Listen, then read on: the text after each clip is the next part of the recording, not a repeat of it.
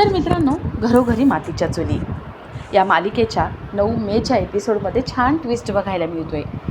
आणि ट्विस्ट असा असणार आहे की आता या मालिकेमध्ये आपल्याला नवीन एंट्री बघायला मिळते. रणदिवेंच्या घरात सुख आलेलं आहे. घरात सगळं चांगलं झाले. तिन्ही सुनांनी मिळून घरातली संपत्ती, वैभव, पैसा घरामध्ये पुन्हा आणलं.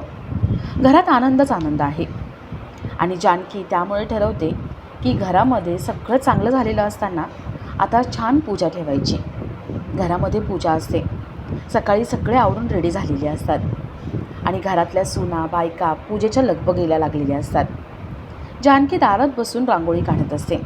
तिची रांगोळी पूर्ण होते आणि जानकी देवाला म्हणते, देवा, असंच सगळं कुशल मंगल होऊ देत. या रांगोळीमध्ये जसे रंग भरले आहेत ना, तसेच रंग सगळ्यांच्या आयुष्यात भरू देत. जानकी देवाकडे प्रार्थना करून आतली बाकीची तयारी करायला जाते.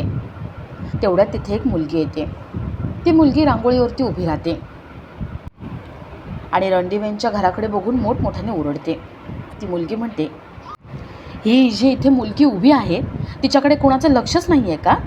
दिसत नाही का काय तुम्हाला ही मुलगी? सगळे रणदिवेंच्या घरातले बाहेर येतात. जानकी म्हणते, अगं हे काय करतेस तू? तू रांगोळीवर पाय दिलाय. ती मुलगी म्हणते, इथे माझ्या आयुष्याची राख रांगोळी झाली आहे आणि तुम्हाला या असल्या रांगोळीची पडली आहे? माझ्या आयुष्याचं तुम्हाला काहीच वाटत नाही का? आणि तुम्हाला ही रांगोळी पुसली जाईल याची काळजी वाटते? ती मुलगी रांगोळी सगळी पायाने विस्कटवून टाकते आणि सगळ्या रणदिवेंना ओरडत असते. जानकीला कळत नाही की आता या मुलीचं काय बिळ नसलं आहे. आता ही मुलगी नेमकी कोण आहे? रणदिवेंसोबत तिचं काय वैर आहे?